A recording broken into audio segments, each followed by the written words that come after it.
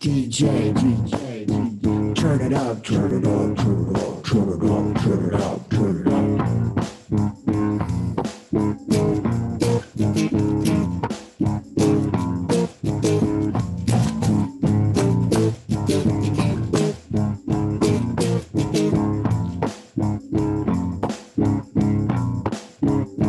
3121.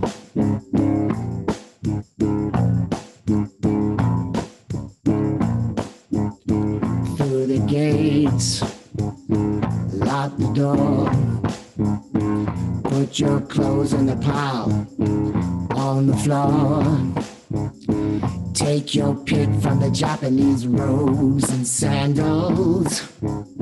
Drink champagne from a glass with chocolate handles. Don't you wanna come? 3121, gonna be so much fun. 3121, that's where the party be. 3121, you can come if you want to, but you can never leave. It's going down, y'all, like the wall in Berlin. Happy 3121 day, y'all.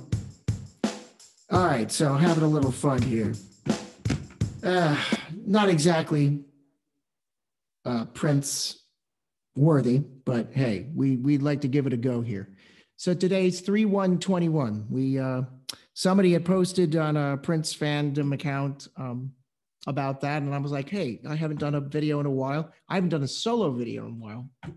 3121 is a great album, and it's one of those, that particular song comes from a session that he also recorded a lot of stuff on that triple album he put out with Target, MPLS Sound, and Lotus Flower. Lotus Flower has some of my favorite Prince tracks ever. Colonized Mind is among them, and I've said that numerous times on Facebook and other places, but paying a little attention to the album that's got this.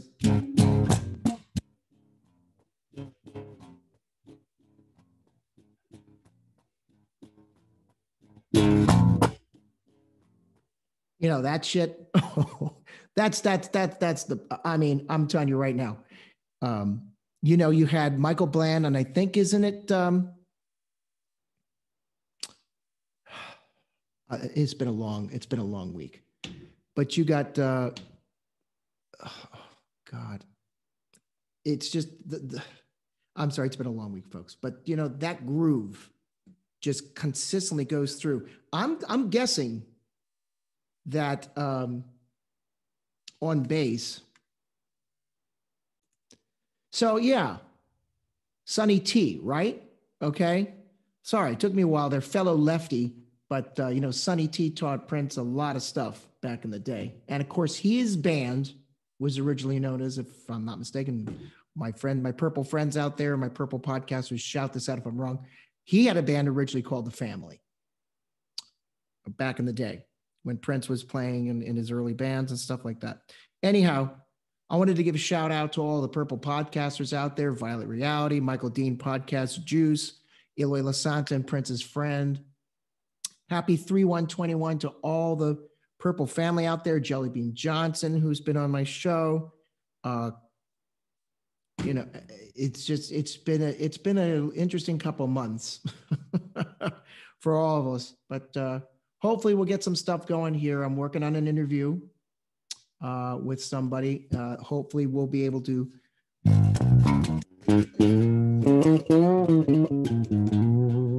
get our groove on.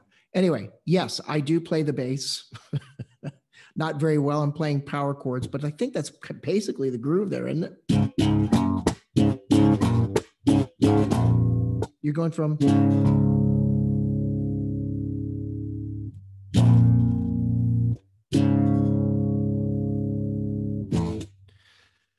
And it's like in B flat minory, seventh through the whole thing. It's great because Prince sings on the major.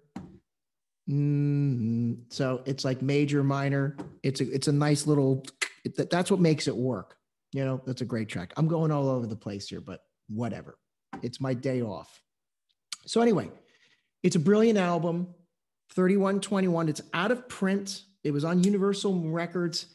And in true Prince style, you know, he was Willy Wonka in many different ways. And for this particular album, there was a promotion. I think if you got a golden ticket in your CD, back when people still bought them on the regular, that you could win a chance to see Prince play a private concert. Boy, I wish I would have had one of those tickets. I know I didn't get one in mine. I will say, though, that in 2006, this is before I had a decent smartphone and before everybody started posting them on the regular on Twitter and Instagram at concerts, there was Old Club Nation. My one time I got to dance on stage at a Prince show was when Tamar Davis was about to release a solo album after working with Prince, collaborating on the 3121 album. And he did a song with her that they co-wrote called Beautiful, Loved, and Blessed, which is a great song. And she was to release this album, Milk and Honey. I think the story goes that she had maybe leaked some tracks on her own website. Prince was pissed off about that, shut it down, and the album was never released. Now, I would love to have Tamar on to tell her version of that story, because that's, you know, there's one person's story, the other person's story, and the truth is somewhere there in the middle. I always believed. But Tamar actually lifted me up on stage at the Old Club Nation where the Washington Nationals play. There's a club in this warehouse district where the Washington National Stadium now exists. And Prince was the backing musician, well, pretty much musical director, let's face it, with the same basic lineup that played the instruments, not the vocals, for the Super Bowl show that he did a year later.